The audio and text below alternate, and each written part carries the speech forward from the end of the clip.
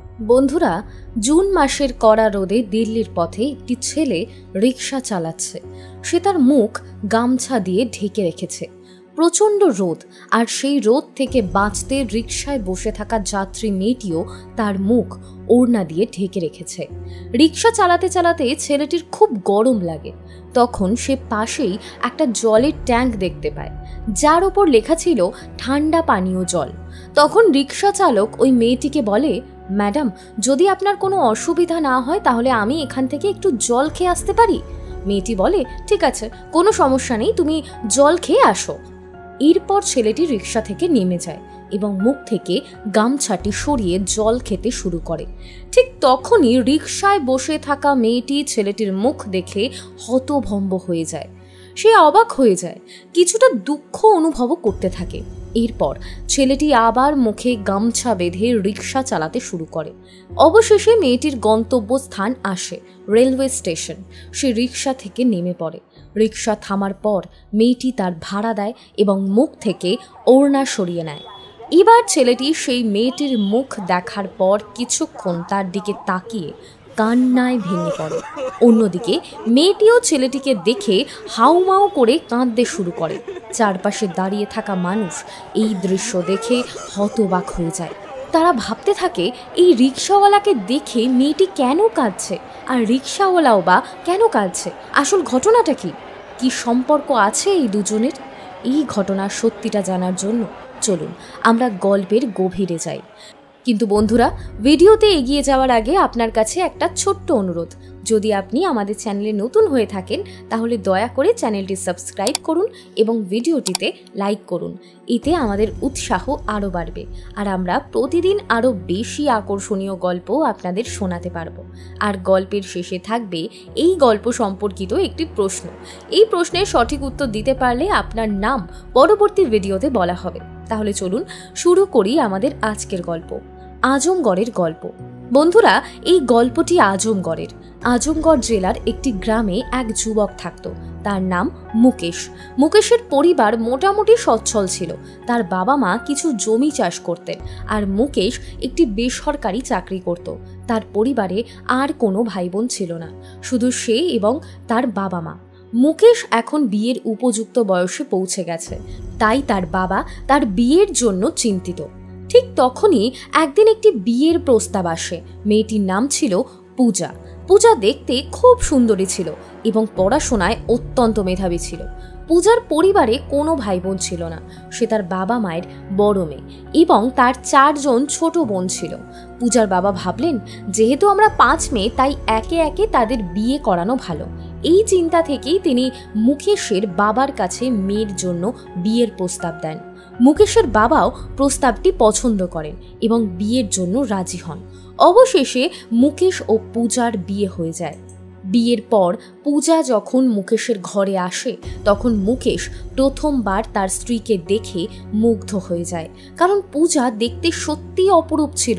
এই জন্য মুকেশ তাকে খুব ভালোবাসতে শুরু করে এবং তার সব ইচ্ছে পূরণের চেষ্টা করে। সময় কেটে যেতে থাকে। একদিন পূজা মুকেশকে বলে, মুকেশ, আমি আমার পড়াশোনা চালিয়ে যেতে চাই, আমি জীবনে বড় কিছু করতে চাই। এটা শুনে মুকেশ পূজাকে উৎসাহ দেয়।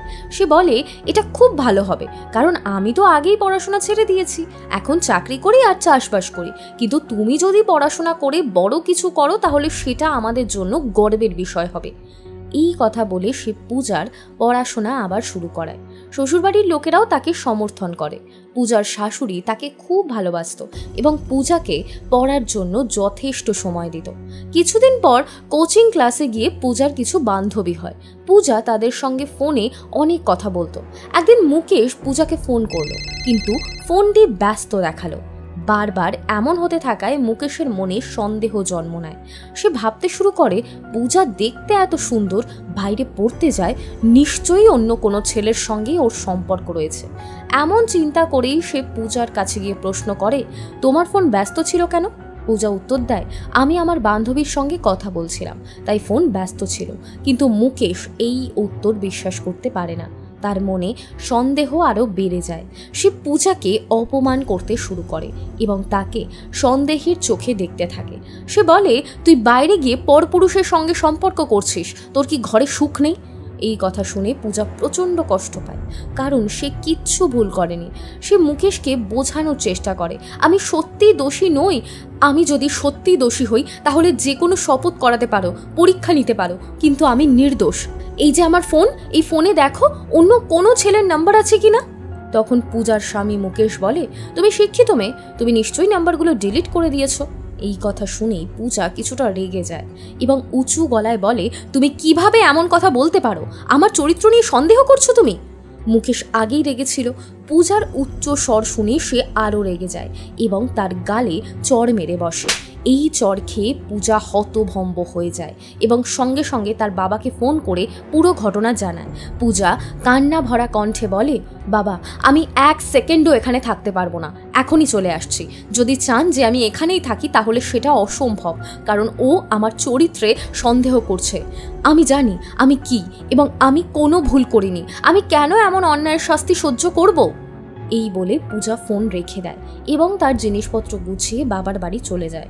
ওপাশে তার বাবা তাকে বোঝানোর চেষ্টা করেন, কিন্তু পূজা স্পষ্টভাবে জানিয়ে দেয়, বাবা, যে ছেলে আমাকে বিশ্বাস করতে পারে না তার সাথে থাকার কোনো মানেই হয় না।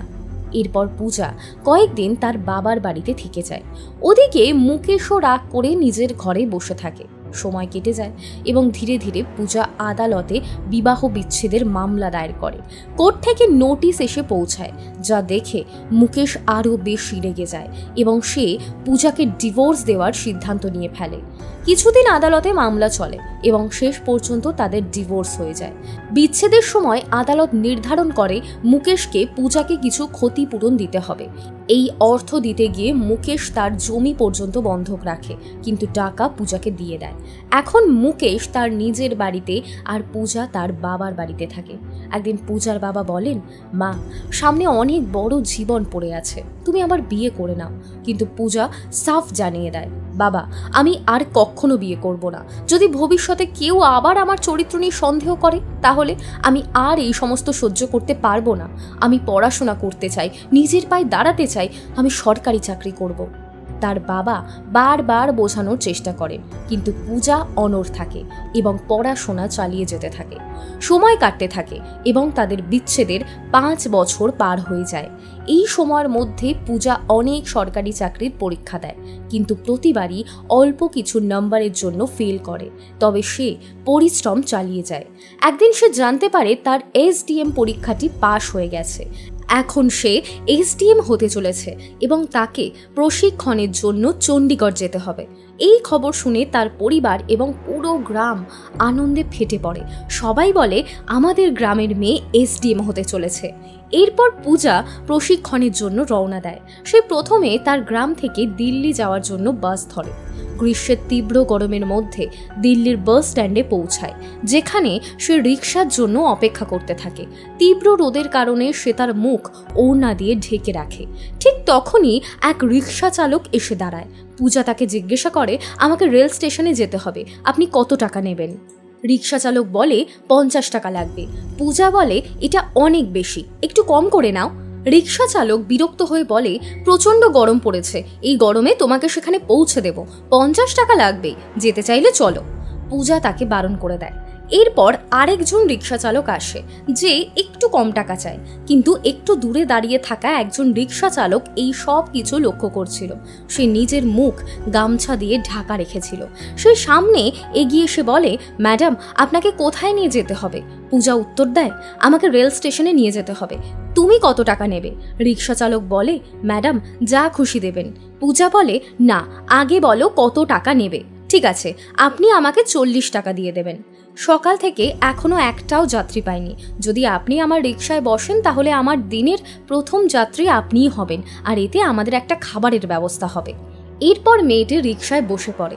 রিকশা চালকের মুখ গামছা দিয়ে ঢাকা ছিল এবং সে ওইভাবেই রিকশা চালাতে শুরু করে। তীব্র গরম পড়ছিল। পথে একটি পানীয় জলের কল দেখা যায়। রিকশা চালক বলে, ম্যাডাম, যদি আপনি অনুমতি দেন তাহলে আমি একটু জল খেয়ে আসি। পূজা বলে, ঠিক আছে, সমস্যা নেই, আমার ট্রেন আসতে এখনো দেরি আছে, তুমি গিয়ে জল খেয়ে এসো। এরপর ছেলেটি জল খেতে যায় এবং তার মুখের গামছা খুলে ফেলে। ঠিক তখনই পূজার চোখ তার মুখের দিকে পড়ে। মুখ দেখেই পূজা হতভম্ব হয়ে যান, যেন তার সমস্ত শক্তি নিঃশেষ হয়ে গেছে। তার চোখে জল চলে আসে। এরপর ছেলেটি আবার ফিরে আসে, নিজের মুখেই গামছা জড়িয়ে নেয় এবং রিক্সা চালাতে শুরু করে। বন্ধুরা, সেই ছেলেটি আর কেউ নয়, সে ছিল মুকেশ, যে একসময় পূজাকে ডিভোর্স দিয়েছিল। আজ সে দিল্লিতে এসে রিক্সা চালাচ্ছিল। ধীরে ধীরে তারা তাদের গন্তব্যে পৌঁছে যায়। স্টেশনে এসে মুকেশ রিক্সা থামায়। পূজা নেমে আসে এবং টাকা বের করে তার হাতে দেয়। এরপর সে নিজের ওড়না খুলে ফেলে। যেই মাত্র মুকেশ পূজার মুখ দেখে, সে স্তব্ধ হয়ে যায়। তার চোখে জল চলে আসে। পূজার চোখেও কান্নার বাঁধ ভেঙে পড়ে। চারপাশের লোকজন অবাক হয়ে তাকিয়ে থাকে। একজন রিক্সা চালক আর তার যাত্রী একে অপরের দিকে তাকিয়ে দাঁড়িয়ে দাঁড়িয়ে কাঁদছে। ব্যাপারটা কি? ঠিক তখনই পূজা বলে, মুকেশ, তোমার যদি সময় থাকে কিছুক্ষণ বসে কথা বলতে পারি? পূজার মনে একটাই প্রশ্ন ঘুরছিল, কি এমন হলো যে মুকেশকে রিক্সা চালাতে হচ্ছে? এরপর মুকেশ পূজার সঙ্গে গিয়ে এক জায়গায় বসে পড়ে। স্টেশনের বাইরে যে বেঞ্চগুলো রাখা ছিল সেখানেই তারা দুজন বসে পড়ে এবং একে অপরের সঙ্গে কথা বলতে থাকে। ঠিক তখনই পূজা মুকেশকে জিজ্ঞাসা করে, মুকেশ, এমন কি বাধ্যবাধকতা এসে পড়লো যে তোমাকে এখানে রিক্সা চালাতে হচ্ছে? মুকেশ বলে, পূজা, এই সবই তোমার জন্য হয়েছে। তোমাকে ডিভোর্সের সময় আমি যে টাকা দিয়েছিলাম সেটার ব্যবস্থা করতে আমাকে আমার জমি বন্ধক রাখতে হয়েছিল। জমি বন্ধক থাকার কারণে আমার পুরনো চাকরির আয় দিয়ে সংসার চালানো কঠিন হয়ে পড়েছিল।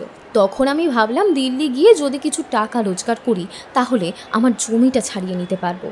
এটা শুনে পূজা আরও বেশি চিন্তিত হয়ে পড়ে এবং কিছুক্ষণ চুপচাপ ভাবে। এরপর মুকেশ পূজাকে জিজ্ঞাসা করে, পূজা, তুমি কোথায় যাচ্ছ? এখানে কিভাবে এলে? পূজা উত্তর দেয়, আমি এসডিএম হতে চলেছি। চণ্ডীগড়ে আমার ট্রেনিং আছে। ট্রেনিং শেষ হলে আমি এসডিএম হয়ে যাব। এটা শুনে মুকেশ যেন একটা ধাক্কা খায়। সে পূজার দিকে তাকিয়ে অনুতপ্ত স্বরে বলে, পূজা, আমাকে ক্ষমা করে দাও, আমি খুব বড় ভুল করে ফেলেছি। তোমার কোনো দোষ ছিল না, অথচ আমি তোমাকে ডিভোর্স দিয়েছিলাম। পরে যখন তুমি তোমার বাপের বাড়িতে ছিলে তখন আমি খোঁজ খবর নিয়ে জানতে পারলাম যে তুমি সত্যিই শুধু তোমার বান্ধবীদের সঙ্গেই কথা বলতে, এতে কোনো অন্যায় ছিল না। কিন্তু তার পরপরই তুমি ডিভোর্সের কাগজ পাঠিয়ে দিলে, আর সেটা দেখে আমি রেগে গেলাম। আমি ভাবলাম এত ছোট একটা কারণে কেউ ডিভোর্সের কথা ভাবে? অহংকারের বশে আমি ডিভোর্স দিয়ে দিলাম। সেদিন থেকে প্রতিদিন আমি তোমার কথা ভাবি, এই ভুলের জন্য কষ্ট পাই। আমি নিজেই আমার সুখের সংসার নষ্ট করে দিলাম। এখন তুমি এসডিএম হতে চলেছ, আমাদের মধ্যে আর কোনো সম্পর্ক থাকবে না। তবুও যদি সম্ভব হয় আমাকে ক্ষমা করে দিও। পূজা একটু থেমে বলে, ঠিক আছে, সমস্যা নেই, আমি তোমাকে ক্ষমা করে দিলাম। এরপর সে একটি কাগজে নিজের নাম্বার লিখে মুকেশকে দেয় এবং বলে, এই নাও আমার নাম্বার। যদি কখনো মনে হয় আমার সঙ্গে কথা বলা দরকার তাহলে নির্দ্বিধায় কল করতে পারো। আমি এখন ট্রেনে উঠছি, ট্রেনিং শেষ হলে কথা হবে। এরপর পূজা ট্রেনে উঠে চণ্ডীগড় চলে যায়। চণ্ডীগড়ে পৌঁছে সে তার ঘরে গিয়ে বিশ্রাম নেয়। ধীরে ধীরে সন্ধ্যা নামে। সন্ধ্যায় মুকেশ পূজাকে ফোন করে। তারা কথা বলতে বলতে বুঝতে পারে তারা দুজনেই বড় ভুল করেছে, যা করা একদমই উচিত হয়নি। পূজা মুকেশকে বলে, মুকেশ, তুমি রিক্সা চালানো ছেড়ে দাও, তুমি চণ্ডীগড়ে চলে আসো, আমি তোমাকে একটা ভালো চাকরি পাইয়ে দেব। এই কথা শুনে মুকেশ তার রিক্সাটা জমা দেয়, কারণ সেটা সে ভাড়ায় চালাতো। রিক্সা জমা দিয়ে সে সরাসরি চণ্ডীগড়ে পূজার কাছে চলে যায়। তারপর দুজন একসঙ্গে থাকতে শুরু করে। এদিকে পূজা তার পুরনো দিনগুলোর কথা ভাবে, মুকেশও ভাবে। তারা দুজনই অনুতপ্ত হয় যে এত ছোট একটা কারণে তারা নিজেদের সংসার ভেঙে ফেলেছিল। হঠাৎ দুজন একসঙ্গে বলে ওঠে, আমাদের আবার বিয়ে করা উচিত। এরপর তারা মন্দিরে গিয়ে আবার একে অপরকে বিয়ে করে ফেলে। বিয়ের পর তারা নিজেদের পরিবারকে খবর দেয়, বলে আমরা আবার বিয়ে করে নিয়েছি এবং একসঙ্গে থাকবো। এবার পূজার পোস্টিং হয়ে যায়। সে মুকেশের সঙ্গে সুখে থাকতে শুরু করে। কিছুদিন পর তাদের একটি সন্তান জন্ম নেয়। তারা সেই সন্তানকে নিয়ে আবার নিজেদের গ্রামে ফিরে যায়। গ্রামের লোকজন যখন এই কথা শোনে তখন সবাই খুব খুশি হয়, কারণ অবশেষে সেই ভেঙে যাওয়া সংসার আবার গড়ে উঠেছে। এদিকে পূজা ভালো উপার্জন করতে থাকে, তার 4 বোনের বিয়ে জাঁকজমকের সঙ্গে সম্পন্ন করে এবং সবাই একসঙ্গে সুখে শান্তিতে বসবাস করতে থাকে। বন্ধুরা, এটাই ছিল সেই গল্প যেখানে একটা পরিবার প্রথমে ভেঙে পড়ে কিন্তু শেষমেশ আবার নতুনভাবে গড়ে ওঠে আর সবাই একসঙ্গে হাসি খুশি জীবন কাটাতে থাকে। আজকের প্রশ্ন হলো, পূজার বাড়ি কোথায়? সঠিক উত্তর কমেন্ট করে জানান। সঠিক উত্তরদাতার নাম পরবর্তী ভিডিওতে বলা হবে। আর অবশ্যই কমেন্ট করে জানান যে আমাদের আজকের গল্পটি আপনাদের কেমন লাগলো। পূজা কি মুকেশকে আবার মেনে নিয়ে সঠিক কাজ করেছে? আপনাদের কি মনে হয়? আর যদি গল্পটি ভালো লেগে থাকে তাহলে ভিডিওটি লাইক, শেয়ার এবং চ্যানেলটি সাবস্ক্রাইব করতে ভুলবেন না। আপনাদের সবাইকে অসংখ্য ধন্যবাদ। জয় হিন্দ, জয় ভারত।